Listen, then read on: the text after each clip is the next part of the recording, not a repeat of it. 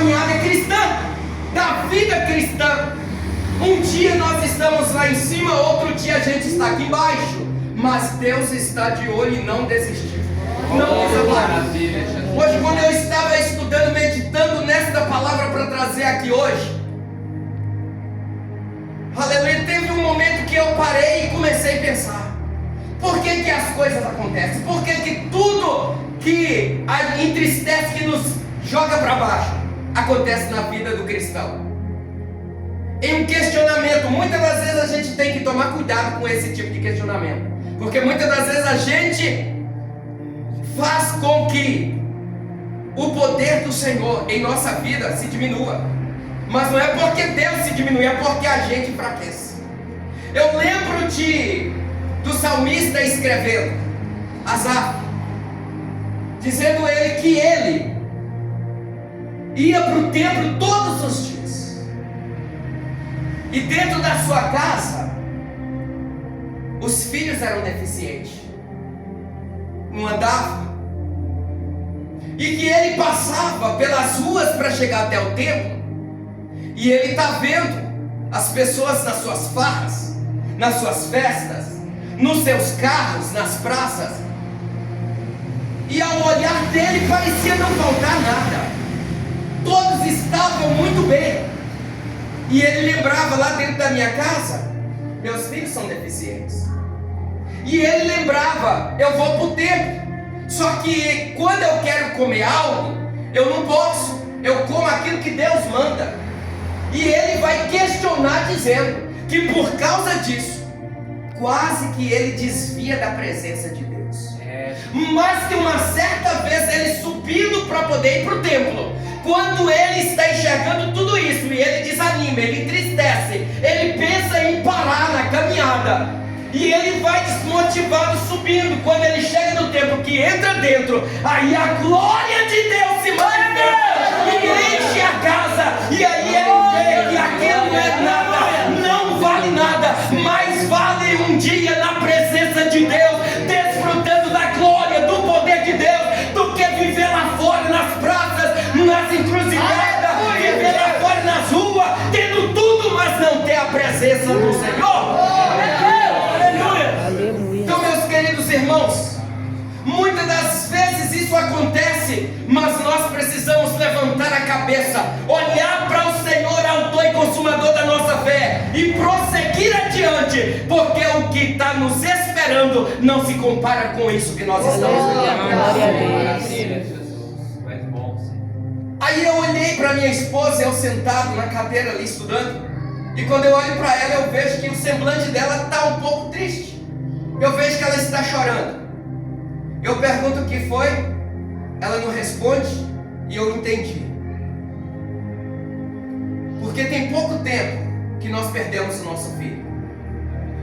Tem pouco tempo que nós perdemos aqui, mas o céu ganhou. Glória a Deus. Mas o céu ganhou. Aleluia. Completou 9 anos no sábado, e na segunda-feira ele foi para a eternidade, em um acidente de carro. O meu cunhado estava indo, porque a gente não ia viajar esse ano, como não viajamos, e nós decidimos mandar os nossos 2 filhos, os irmãos sabem da história, para poder visitar a minha sogra, a mãe da minha esposa, lá em Capitão Enéas, lá no norte de Minas, perto de Canaúba.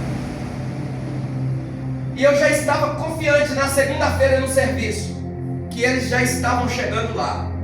Quando foi por volta de 2 e pouco da tarde, me bateu um desespero.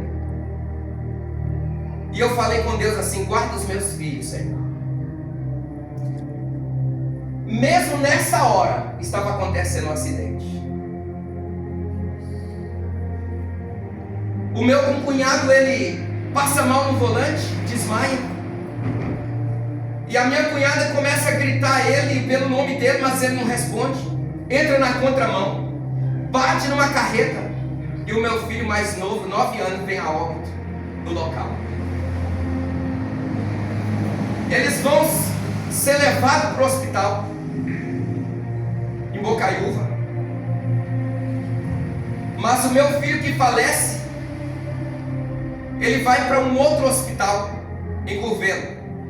E o meu filho mais velho, ele vai para o hospital em Montes Claros.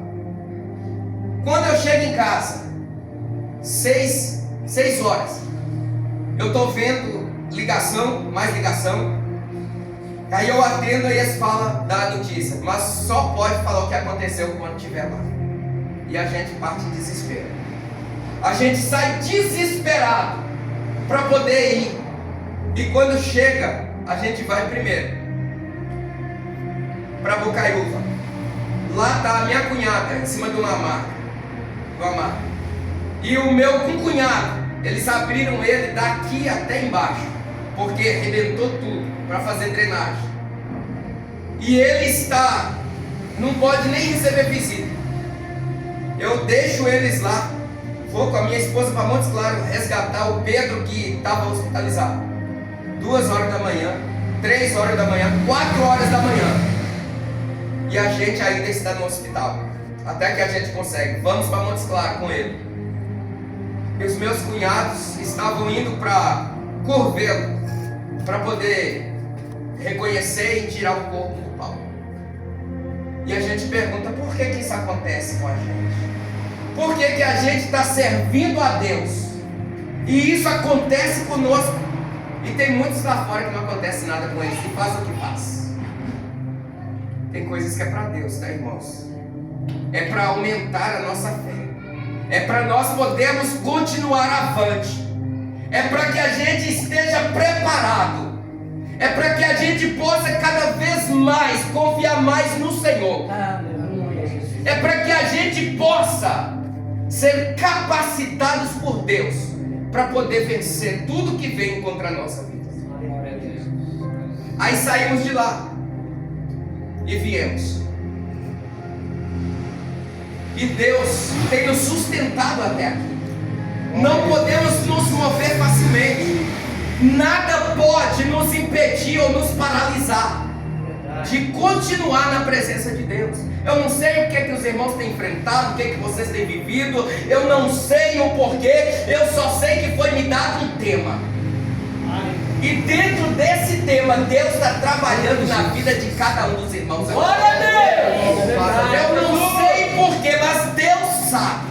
E Ele está trabalhando, te tirando de baixo, te colocando em cima, te sustentando, te capacitando. E quando finalizar o 7º elo dessa campanha, aquilo que Deus vai fazer na tua vida vai estar aperfeiçoado. E você vai sair daqui com uma fé inabalável e nada vai te parar. Glória a Deus! Aleluia! Porque a gente pensa que as coisas que acontecem na nossa vida é porque Deus não nos ama, é porque Deus nos esqueceu, mas não é nada disso. Quando a minha esposa estava hoje chorando, eu deixei ela chorar sossegada, porque eu entendi que Deus está, aleluia, nos capacitando, nos moldando, porque tem coisas muito maiores, e se nós não estivermos preparados, como é que Ele vai confiar em nós? Aleluia! Então aqui nós temos visto que Josué, ele dá uma ordem e o sol para. E o sol para. E é assim que Deus vai fazer na vida dos irmãos. É assim que Deus vai fazer. Ele vai dar autoridade para aquele que levanta na sua frente para poder te desanimar. Só com o levante da tua mão, todas as forças das trevas vão se paralisar. E você vai sair do outro lado cantando o hino da vitória. Glória a Jesus! Aleluia! Meus irmãos, Josué para o sol. Josué 14 a 21, capítulo 14 a capítulo 21. Ele sorteia Canaã entre as tribos, a herança do povo, porque agora eles são vencedores. Porque a nação antes era uma nação que virou as costas para Deus. Era uma nação que desobedecia o seu Senhor. Mas depois que Moisés morre, Josué assume o comando do povo de Deus. E a partir desse momento, a nação começa a ter vitórias.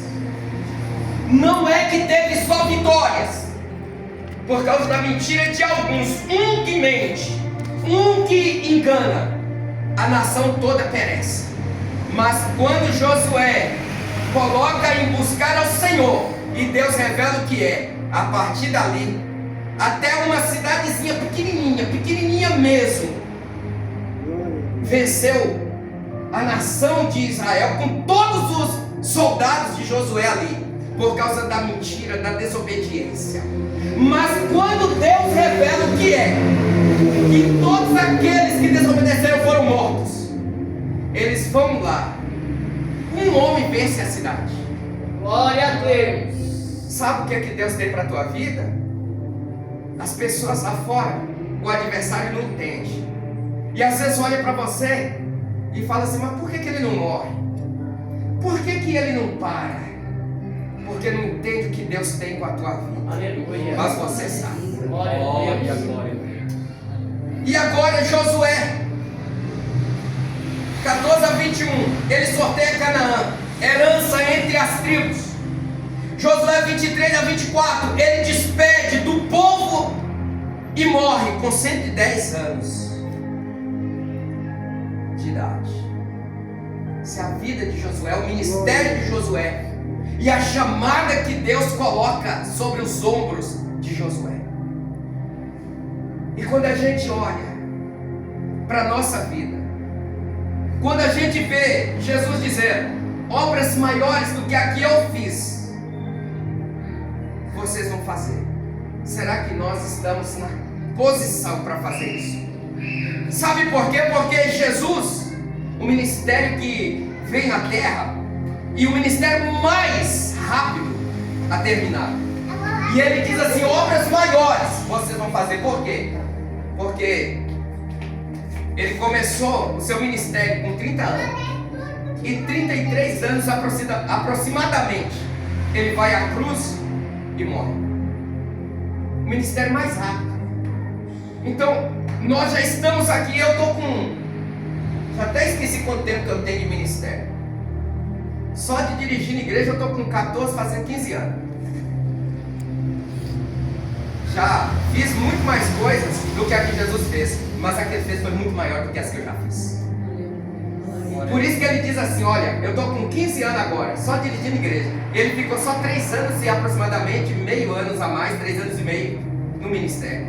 Por isso que ele diz que obras maiores nós faríamos. Mas só, irmãos, que nós temos que estar preparados. Porque como Josué, e eu vou finalizar daqui a pouquinho, deixa a cola de lado. Porque agora eu quero começar a trazer alguma coisa da palavra que nós lemos. Eu estou aqui trazendo essa palavra mais em uma introdução, mas eu não vou ir muito além do que eu já falei aqui não. Porque da última vez que eu vim aqui eu falei isso, eu parei, já era quase 9 horas. Hoje eu não vou fazer isso não, tá? Hoje eu não vou fazer isso. Senão os irmãos perdem crédito, né? Eu perco, né? Os irmãos perdem credibilidade. Mas irmãos, Josué vai deixar uma lição muito grande para nós. Josué vai deixar uma lição muito grande e tremenda para nós. Porque Josué, servo de Moisés, depois que Moisés morre, Josué ele entristece. Josué, ele vai desanimar. E a lição que ele vai deixar para nós é tremenda. Por quê? Porque a lição que ele deixa é que a nossa vida espiritual e que a nossa caminhada cristã, que essa jornada em servir a Deus, muitas das vezes a gente pensa que ela é fácil, que ela é leve, mas é engano nosso. Ela pode nos dar momentos de prazer, ela pode ser prazerosa para nós, ela pode ser algo que nos motiva, mas não é fácil. Não é fácil. Pega no ombro desses obreiros aqui e pergunta para eles se é fácil. Pergunta para eles quantas vezes eles não pensaram em desistir, em desanimar, em entregar a direção da igreja e falar assim, eu vou sentar no meu banco, eu vou ficar no meu lugar quietinho. Sabe por quê? Porque a chamada, o que Deus colocou nos nossos ombros, não é leve, não é pesado. É, Deus. É porque Josué está deixando para nós que essa caminhada na presença de Deus, que nós caminhamos, que Ele estava, não é brincadeira, não é fácil, e que nós precisamos de alguém do nosso lado para poder nos animar, para poder nos levantar, para poder nos ajudar nos momentos em que nós estamos, às vezes, rindo por fora, mas o nosso coração está retalhado, dilacerado por dentro. Alguém que esteja do nosso lado com uma vida espiritual elevada, para poder olhar e ver que dentro de nós está quebrado, e que possa estender a mão, que possa levantar a voz em uma oração, em uma palavra de ânimo, e nos levantar de novo. Porque não é fácil, não é brincadeira. Eu disse aqui que o tema nos leva a buscar um avivamento, ou então que alguém possa olhar um para o outro e estender a mão e dar uma palavra de ânimo. Porque o tema é sugestivo, mas o tema nos remete a entender que nós estamos desanimados demais e que precisamos de alguém para nos alavancar, para nos levantar. Ou que nós então estamos tão animados que nós estamos buscando um avivamento ainda maior do que o que nós estamos vivendo.